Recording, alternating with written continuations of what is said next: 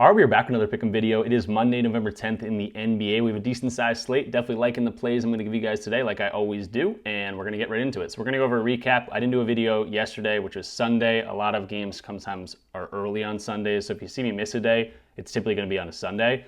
But we're coming off a winning day on Saturday, so I'll recap that real quick, and then we'll hop into the plays for today. So go ahead and like the video, subscribe if you're new, and comment something down below. All those good things will help YouTube push this video out a little bit more. So let's hop into the recap. So jumping into the recap, we took a couple unders and a couple overs. Pascal Siakam came through for us. I don't think he was even close. I think he had like 3 points at halftime. Honestly, don't even remember what he ended with, but it wasn't even close to 26.5. Nice cash there. Derek Queen under rebounds. I think he ended with 5 or 6, but again, another one at halftime that looked really good. He had like 1 at halftime. Keyshawn George was our miss, again, coming off that illness. He didn't shoot very well. He wasn't very aggressive. The Wizards suck overall. I think they got blown out in that game anyway. But CJ McCollum, also very good again. So Keyshawn George just did not get there for us. I think he ended with like 20 PRA or something like that. Maybe not a good look coming off that illness, but I thought he'd be the most rested after a back-to-back situation. Then Brandon Ingram over his assists at 3.5. If you wanted to take it at 4.5, I said you could. We ended up taking the juice at minus 135. Just wanted to get a win there, and we got there. He did have 5 assists in that game. So 3-in-1 day overall the past few days. I think we've been pretty solid. We're back, plus 1.77 units for the entire season. We did hit a dry spell. We started the season really hot, hit that dry spell, and now we're right back into it. So overall, we're showing all my wins and losses from every single video pick so far this season. Looks like we're at 91 plays so far this season or something like that, and we've been pretty solid. So 1.77 units in the NBA so far. Early on, it's definitely harder to get a read on these, so I think it's just going to keep climbing, and the reads have been there. So let's hop into plays for today, and then we'll get you guys underway. So hopping into Props Madness like we always do. This is one of the research tools I use to find a lot of plays and to really see if I like a play overall. They have a ton of different filters. You're going to see me use it throughout the video and throughout the entire season. If you want to check out Props Madness for yourself, very fun to use, very cheap in terms of industry standards. There's a link in the description down below for 25% off your first month if you want to go ahead and do that. But I am looking at Jusuf Nurkic here, plus 100 over his 9.5 rebounds. He's playing the Minnesota Timberwolves, and he's coming off a game where he only had 4 rebounds, so you're probably like, what's going on there? They lost that game by 40 points. He only played 19 minutes, but no Walker Kessler anymore, and he's projected for about 28 minutes, and we've seen him get 30-plus minutes in both the games before this huge blowout, 40-point blowout. They're not going to run Nurkic 30 minutes in that game, but he's projected for 28. Again, that's kind of what we saw in these two games, 31 minutes, 33 minutes. They definitely need his size. They definitely have a lot of front court depth, but no Walker Kessler anymore is going to kind of lessen that a little bit. We do need minutes from Filipowski, Ace Bailey. Taylor Hendrick is questionable, so if he doesn't sit or if he doesn't play, that's a good sign for this one. But even if he does, Nurkic has been getting the time in the court. He has been the starting center for this team. And again, I'm looking at these two games specifically. 31 minutes, he had 11 rebounds, 17 rebounds in this game where he played 33 minutes. And even in games 18 minutes or so, he was getting some boards. We know Nurkic has been a rebound machine in his entire career.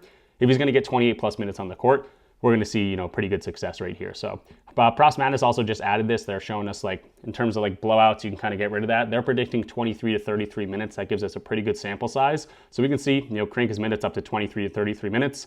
He's over this in the 2 games so far this season. But even dating back to last year when he got the time in the court, I think he played for 2 different, Charlotte and Phoenix last year. Even when he played, 23 to 33 minutes last year, he's a rebound machine. 52% of games he's over this. The next thing I want to point to is now they are at home versus Minnesota, so Minnesota crushed them in Minnesota. Now they're back in Utah. People shoot a little bit better. Hopefully this stays relatively close.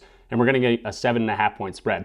It's not like this is a 14.5 point spread and they're expecting some blowout. 7.5 point spread stays relatively close throughout the game. We're going to get decent minutes from Nurkic. And I also want to point to the fact that we can see home games here.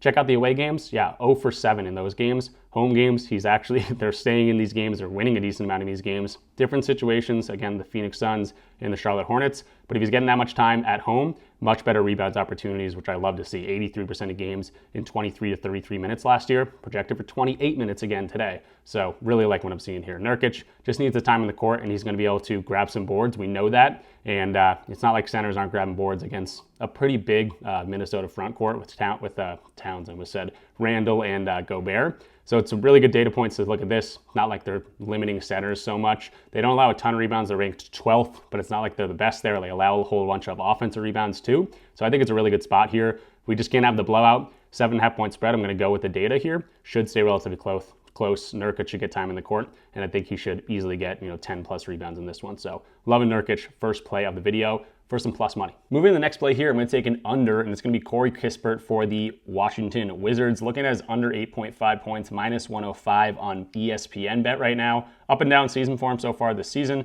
Minutes have kind of been right around, 16 to 24-ish minutes. And we're not going to see Bilal Coulibaly today. But I did go over to RotoWire. They always have a bunch of young guys. Corey Kispert, not a guy that they're going to necessarily want to run as much as possible. Again, projected for 19 minutes. They're going to get Trey Johnson. They're going to get Bub Carrington.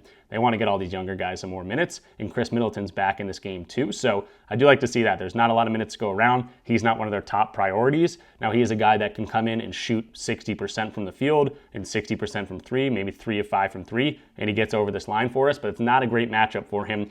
Difficult defense overall against the Pistons. They're ranked number 3rd right now in terms of defensive rating. They're also ranked 10th in terms of spot up, which that's his main source of scoring. 51% of his points are coming from spot up opportunities. So I do like to see they're in the top top third of the league in terms of defending that. They're also defending the paint very well. So where he scores the points, spot up, they're ranked 10th. In the paint, they're ranked number 1 there. So I love to see that. If he gets a free throw or 2, I don't think that's going to kill us. Transition points, maybe gets a bucket in transition. But the main sources, spot up and interiorly, very, very difficult matchup for him. Now, he's had a couple good games here, and we'll see 16 points against the Cleveland Cavaliers. That's going to be the main thing I point to. Again, projected for 19 minutes right now. Yeah, 19 minutes right now over on RotoWire. So I like to see that. I want to see games he's seen 16 to 22 minutes, or we'll just do 24 minutes here. And we can see that that's kind of what he's been going most of the season.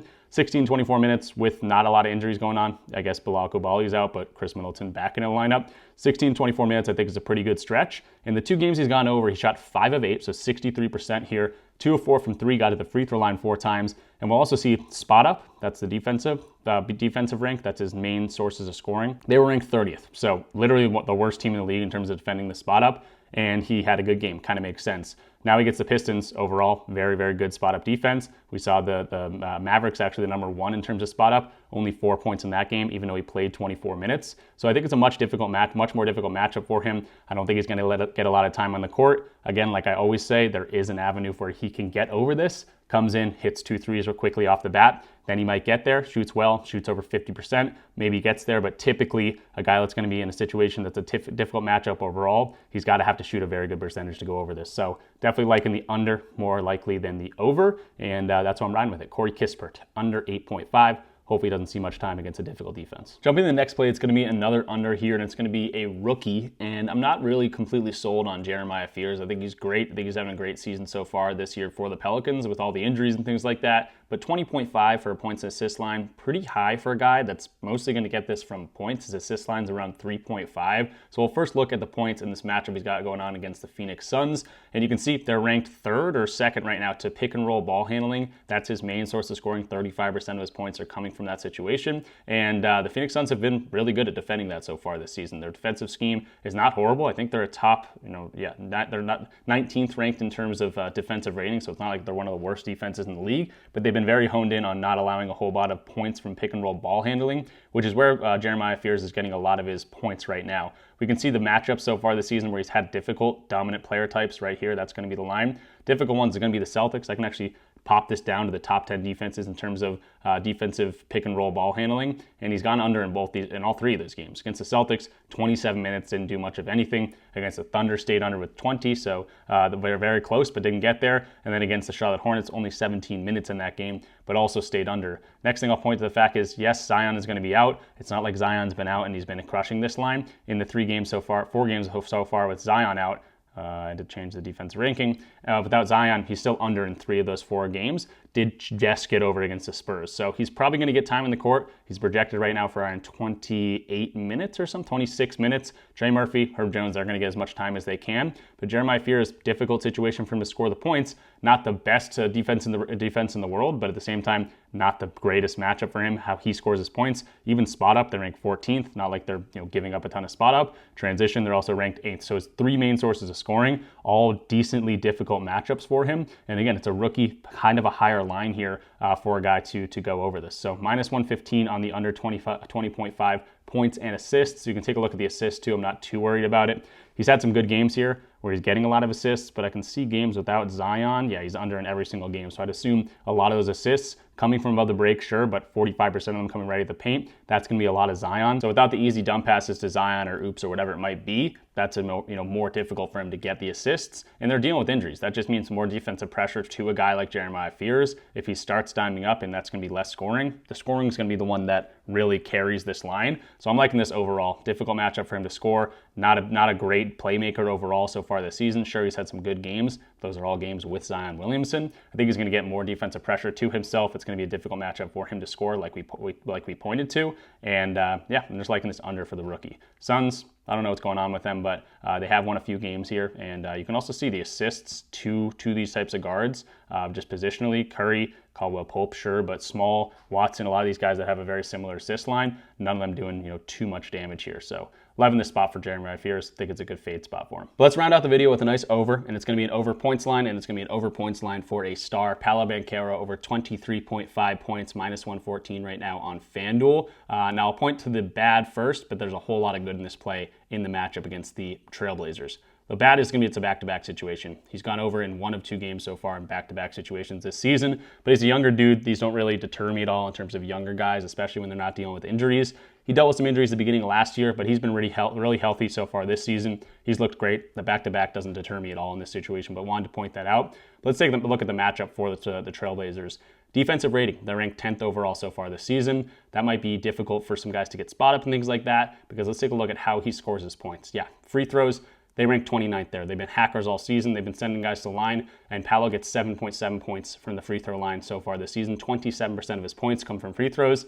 If he can get to line against a team that sends people to the line, I'm loving this spot for him. Transition, another 6 points from him, 22% of his points, 26th ranked there. Pick and roll ball handling, another 5 points here. They're ranked 19th, so it's not like they're locking that down. Then let's go to isolation, post up. Not too many, but 10 and 9%. That's 19 more percent, about 5 more points. 26th and 29th rank. So every way this guy scores the points, they're a weak defense towards that. Defense overall, pretty good. And that's a good sign because they're going to be not allowing a whole bunch of spot up opportunities, not allowing a whole bunch of pick and roll big mans to the rim. Off screens, whatever you want to look at, all these other types of scoring, they're pretty good at. So defensive rating, it's not like they're a horrible defense, but they are allowing these other guys. So they're, guys like Paolo that have the rock in their hands, they can get to the free throw line, they can work in transition, they can ISO ball. They're letting those guys beat them. They're staying down on shooters. So difficult spots for maybe some spot up guys, but also lets me see that, okay, Paolo's probably going to have to do some work in terms of the scoring load today. So really, really loving this matchup for him. Again, Props Madness makes it really, really easy to see that he has a great matchup to score here.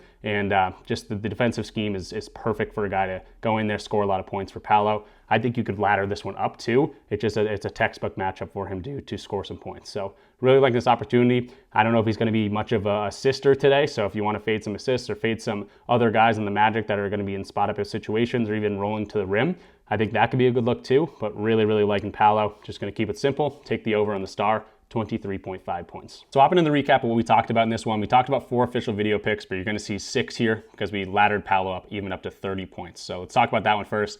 Paolo Banchero over 23.5 points, minus 114 on FanDuel, putting 1 unit on that. If you don't know what units are, I know I hear it in the comments all the time. It's essentially just what your typical bet size is. So some people's typical bet size is $5. Some people's typical bet size is $100. It's whatever you can comfortably lose in any given day. That's what a unit is. And it's typically your total bankroll for betting, whatever you have in terms of your betting money or your fund money, whatever it might be. It's usually 1 to 3% of that. So again, this could be a $5 play for you and a $100 play for someone else, but it should be 1 unit. Next up, I got Paolo Banchero over 24.5, so essentially 25 plus points, plus 112 on FanDuel, putting 0.3 units on that. And then Paolo Banchero over 30 plus, 30 plus over 29.5 plus 300, putting 0.1 units on that. So loving this spot. 1.4 units fully on Paolo. Just love his matchup. I think he's going to get to the rim. Hopefully gets to the free throw line a million times. Does a lot of his damage inside, whatever it might be. I think it's a great matchup for him. Then we got Jeremiah Fears, rookie, fading him under 20.5 points and assists. Love that spot for him. Corey Kispert under 8.5 points. Don't think he's going to have the time. Difficult matchup for him. And then Nurkic to grab some boards. Hopefully he sees 28 plus minutes in this one. And we know he can gobble up some boards. That's a plus 100 play, so plus money play here over on Hard Rock. So that's what we got going on. That's the recap. 4 official plays with 2 parts of the ladder for Paolo, so we got 6 to technically official plays, but 4.4 units wagered, and coming off a winning day on Saturday. Love this line, love these plays, and like always, that's going to do it for me. So hopefully you guys enjoyed the video. If you did, go ahead and leave the video a like, comment something down below, subscribe, all those good things. Check out the links in the description down below. Also, if you want to check out Props Madness, that's where the link will be for 25% off your first month. If you want to jump on any of the partnership platforms that I'm on, like PrizePicks or Underdog or Dabble, they give you free money for signing up using my code. So definitely check those out. And if you want access to all my plays and before these picks get bumped and everything like that, the YouTube picks, I post them in the Discord first. So if you want access to all my plays and a fun community, definitely check out the link for my Discord community too. You can get in for 50% off your first month. But that will do it for me. Hope you guys enjoyed the slate. Hope you guys enjoyed the games. Also Monday Night Football going on. We'll be talking about that in our Discord too. So yeah, enjoy the night. Monday Night Football. We got some Monday Night Basketball. Hope you guys have a winning day. Good luck with all your bets. I'll see you guys in the next one. Peace out.